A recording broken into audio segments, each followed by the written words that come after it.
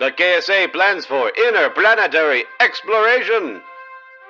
The planets, once thought to be purely intangible objects on the celestial sphere, now thought to be other worlds, just like Kerbal. In the near future, Kerbal may see its first images from those worlds as probes are ejected from Kerbal's own sphere of influence into interplanetary space. The KSA is preparing for these missions as it launches twin satellites designed to receive signals across the large distances that span the Kerbal system.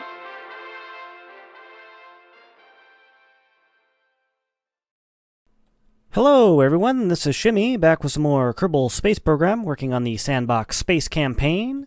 And today, as I said, I'm going to be working on some missions in order to get us working towards heading towards Duna. So, this is my interesting looking rocket here, and just kind of how it turned out. In here, I have 2 satellites that I plan on putting into Kerbal orbit, in which have more powerful dishes that will allow me to communicate even farther. And of course, if you saw in previous episodes, those dishes are important. It's important that you point them at the right thing, of course, but they don't go as far as the dishes that I put in this thing. So, after last episode, I did recover a few of my second stages that I had left in orbit, just because I had done that. Actually, taking a look at this, I didn't put any parachutes on it. Oh well, that's okay. What's important are these. These are pretty important. But one thing, these larger dishes that I have on the inside of the payload here, they're really expensive. If you take a look at this, for 2 satellites and this launcher, it's $164,000. That's what it costs to put these things into orbit. It's pretty expensive. Especially, I'm not going to be the expensive part is I'm not going to be recovering. So, I'm glad that I have this. I have all this money, but I got to spend it. So that's just the way it's got to go. Anyway, so yes, what I recovered after I finished last episode, I recovered a few vessels. That I only got about 8,000 from that. I would have gotten about 12 if I didn't mess up one of the recoveries of one of them. I was fast forwarding through the parachute opening, and it just broke the parachutes, and I lost the craft. But luckily nobody was hurt. It's just a probe. So anyway, just go ahead and close this for now. I'm just going to go ahead and launch this into kind of a higher orbit, not as high as geosynchronous or geostationary, but I'm going to do it into a kind of an inclined orbit too, just to make it a little bit more interesting. Also, I'm only going to be having 2 satellites that do the relays, so I want to make sure the chances of them being completely blocked off are less. So, anyway. My thrust-to-rate ratio on this rocket's kind of low, but I should be okay. I've got thrust vectoring and all that. It's just going to go a little slow to begin with. Anyway, so I'm just going to go ahead and do the launch here and launch into orbit and just make sure everything happens properly. But anyway, if all that does happen, then you should be seeing a fast-forward version of that. So 3, 2, 1, and launch. Yep, kind of slow. But that's all right. It's only a few seconds. So anyway, wish me luck as I zoom through this.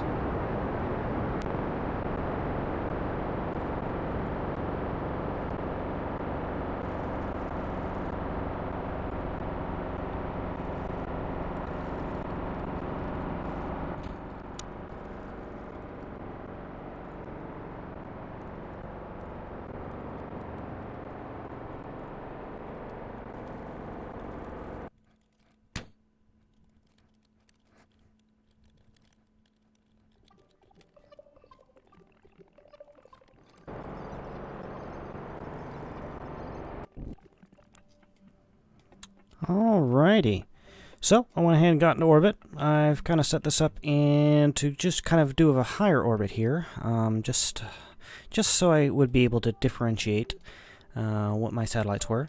So going out to 1,000, or yeah, 1,000 kilometers, which should be perfectly fine. All the relays should still work, even when it's inclined like this. Yeah,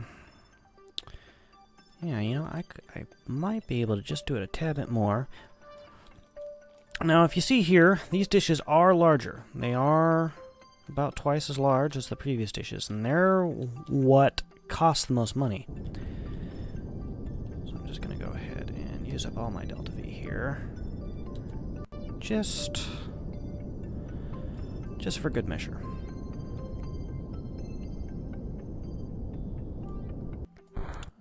Alrighty. And then the lower... And the actual satellites have their own engines on them, so it should be no problem circularizing. So, let's go ahead and do that. Oh, gotta take the throttle down.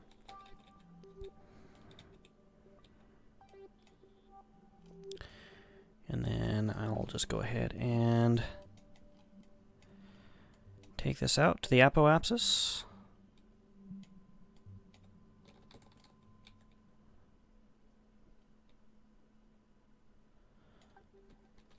About a minute and 25 seconds away. I'll go ahead and detach the top satellite here.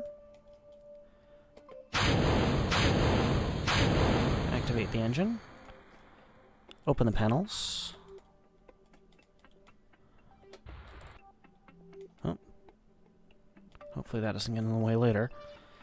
And then I want to take this kind of out of the way. Get my orbit and all that information here.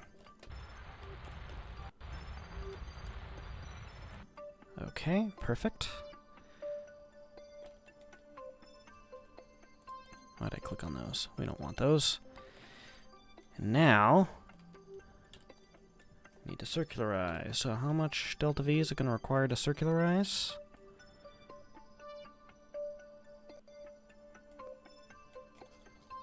I have enough. That's good.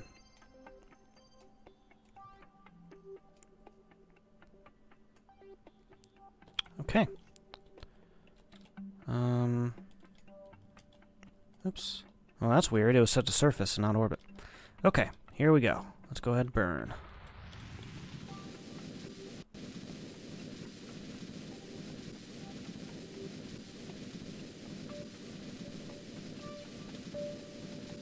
So, basically, all I'm going to need to do is do this, and then wait for the other one to come around so it's in a different phase as the other, and then that will be that.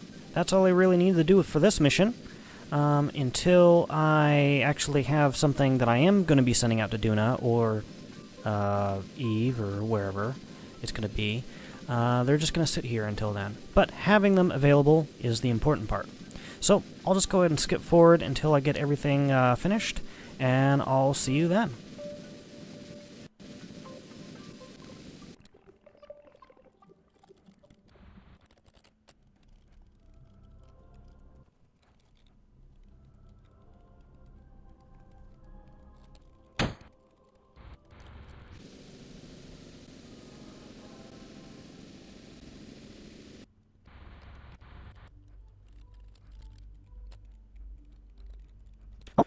Alrighty, so I went ahead and got that taken care of.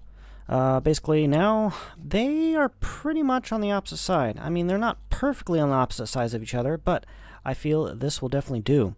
So now, these probes will definitely be able to send out signals farther out than Minmus, basically to Duna and Eve and its moon, and even Moho. Well, I don't think it goes any farther out than Duna, though. I don't think it goes out to Drez or anything like that, but that's okay.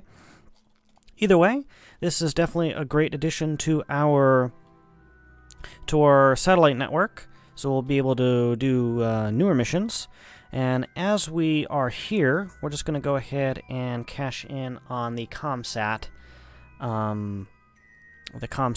mission, so we can at least pay for part of these satellite dishes. So we'll go ahead and select mission package. We'll go to... Can I drag this? No. We'll go to Kerbal, select, and then go to ComSat. And then here what I was talking about in the previous episode, or an episode previous, that as soon as I select this mission and then finish it, I no longer have control of the mission. Or I no longer have control of the satellite. Now, I've tested this. Sometimes it worked and sometimes it did. But the important part is I can't do any more missions after this. So I'll just go ahead and do that. And then, while I'm at it, I'll just go ahead and make sure these are activated. And then I'll go ahead and finish the mission. So, got 21,000 crowns to pay for at least some of this. Now, yeah, I think at this point I cannot control. But I believe I should still be able to target. So say if I were to target, say Duna. Yes, I'm still able to do that. So they still act as